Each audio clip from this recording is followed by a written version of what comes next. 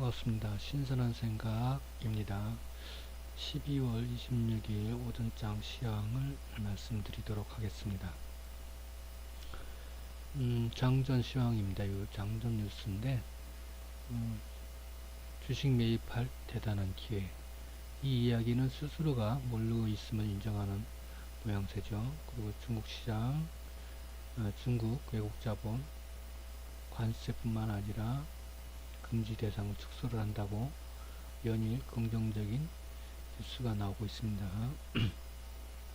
암호화폐 역시 부정적으로 나왔고, 청와대 인적 개편 제외한다 그런 얘기 나왔고, 요때 이제 인적 개편을 하면 또 인물 교체가 일어나겠죠. 인물 교체 일어나면서 또 그거에 따른 인물 교체 대상이 누구냐에 따라서 지지율에 대한 변수가 있을 수 있고, 지지율 등락에 따라서 야당 정치인들이 오르고 내리고 할 수 있겠죠. 관련주들이.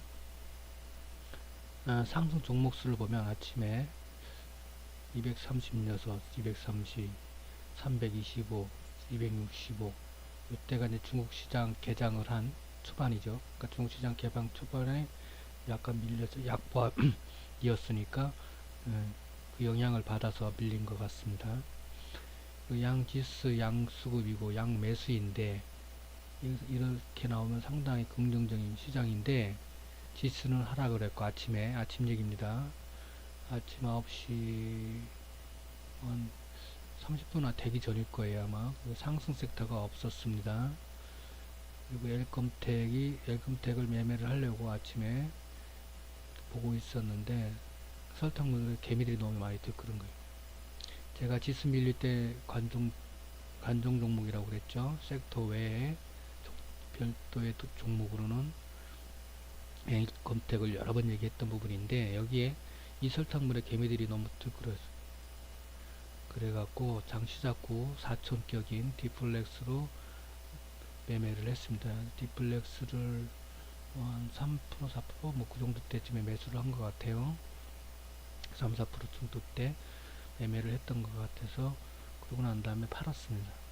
10 몇 프로일 때 팔았으니까 15%, 16%인가 뭐 그때쯤에 팔았으니까 짧은 시간에 수익을 챙겼고요. 철도 뉴스에도 관련주 조용하고,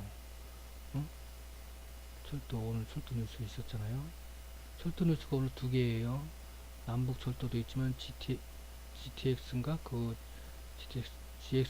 GXT인가 A 오늘 개통에도 합니다. 그리고 유가 급락했는데도 관련 수혜주, 이제 항공주라든지 뭐 기타 그 종목들이 조용을 했어요.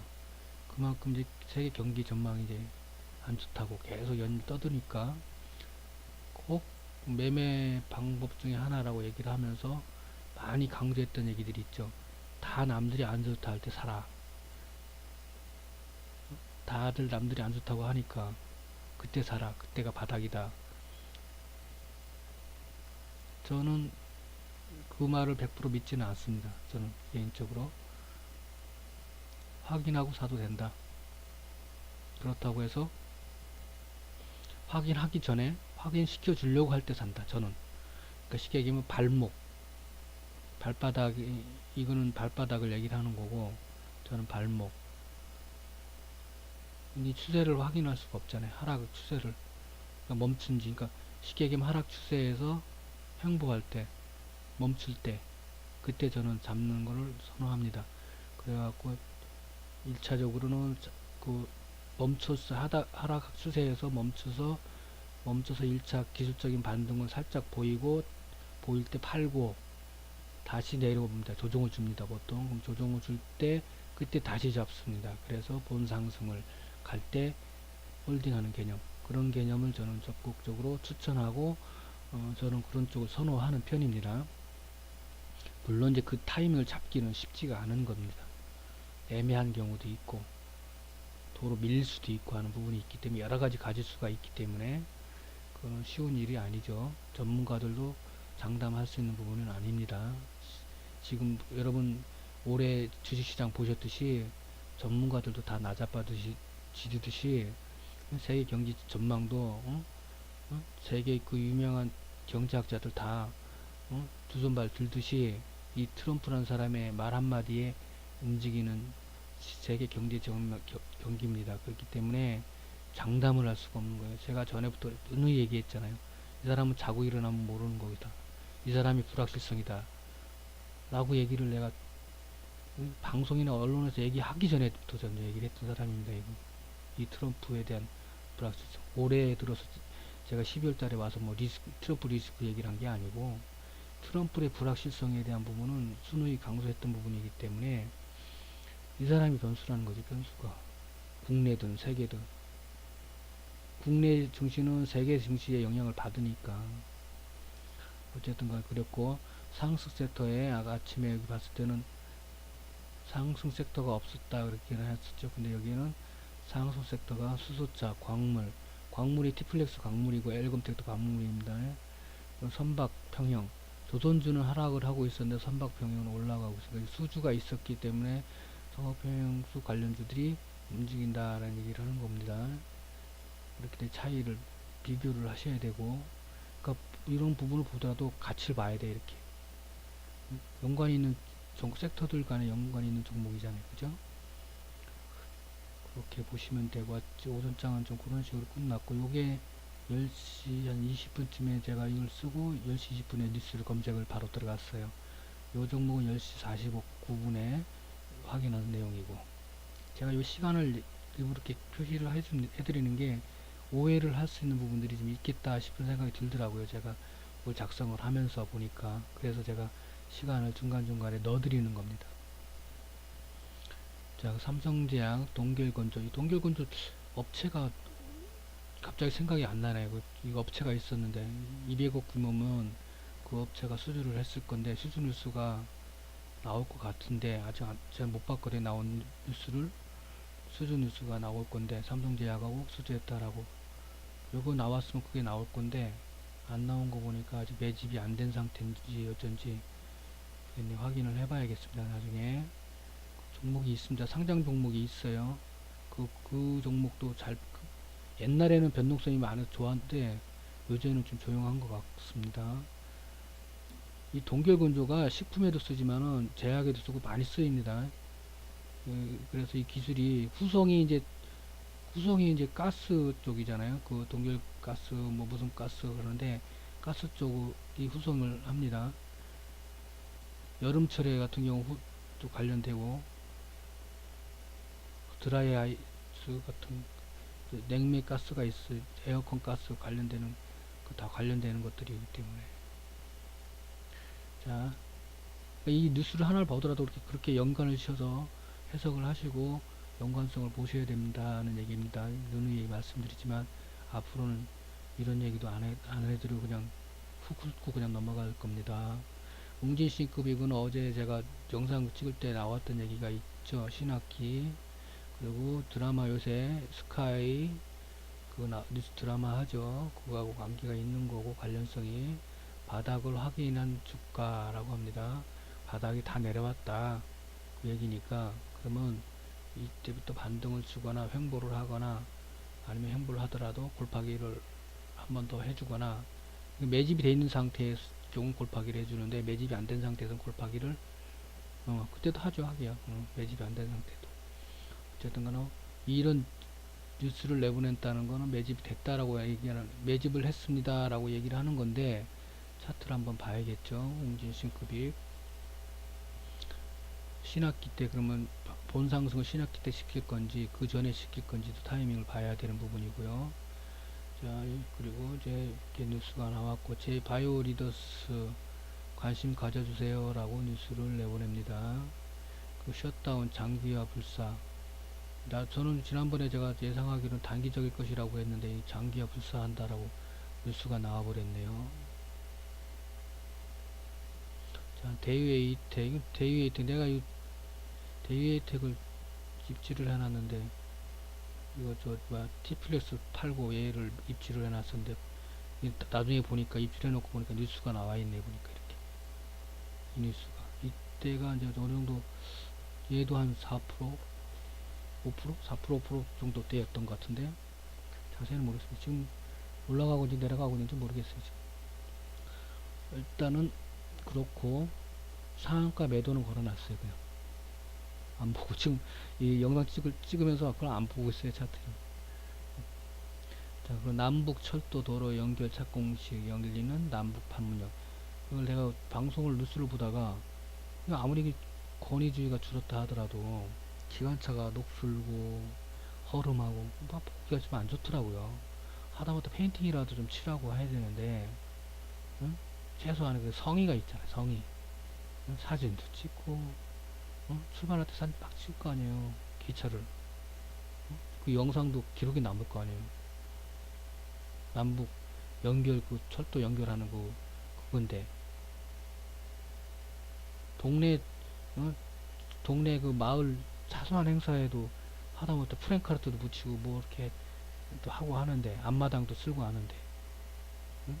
그것도 남북 연결 철도인데 좀 심했더라고요. 보니까 이거 그만큼 제가 볼 때는 어? 기강이 해이됐어요. 내가 볼 때는 아무리 그 자유와 그런 거 응? 그지만 권위주의를 무너뜨릴 수도 있는 부분이지만 어제 영상에도 그런 얘기 언급을 했지만 오냐 오냐 하고 그냥 좋게 좋게 허 해주니까 기어오르는 애들이 널렸다는 얘기예요. 이 얘기는 제가 볼 때는 관료들이 그 관료나 공기업 애들은 이런 행사 같은 거 있으면 이렇게 또 저 돈이 들어가는 거 얘네들은 돈 일반 민간 기업이 아니기 때문에 관료나 공기업 애들은 돈 들어가는 거 별로 신경 안 써요. 오히려 돈 더 많이 써서 삥땅 하려고 하지. 페인트 칠을 시킬 건데 페인트 칠을 했을 건데 소도청장이 누군지 모르지만 파워가 엄청 센 것 같습니다. 문통은 뭐 청와대 그 앞에 뉴스에 나왔지만 어? 청와대뿐만 아니라 민주당도 기강을 좀 잡아야 된다고 저는 생각을 하고 있습니다. 그 전에부터 누누이 얘기했지만 이거는 뭐 보수 여야를 떠나서 저는 이제 대한민국을 생각하는 입장에서 얘기를 많이 하는 겁니다. 약간 제가 이제 개혁 성향이 강하지만 전체적인 나라에 대한 우선을 나라를 민족 첫 번째 앞에 일본 민족 그 다음에 나라 그 다음에 조직 그 다음에 개인 저는 기본적인 사고가 그렇습니다.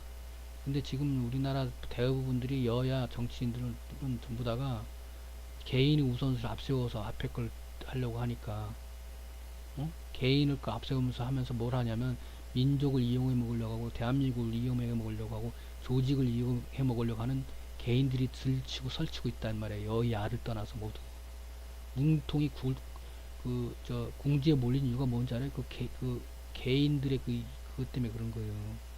야당은 원래 그런다 치지만 여당의 내에서도 그렇다는 얘기고 청와대 내에서도 그렇다는 얘기. 그래서 제가 이 얘기를 자꾸 몇 번 언급 드리는 겁니다.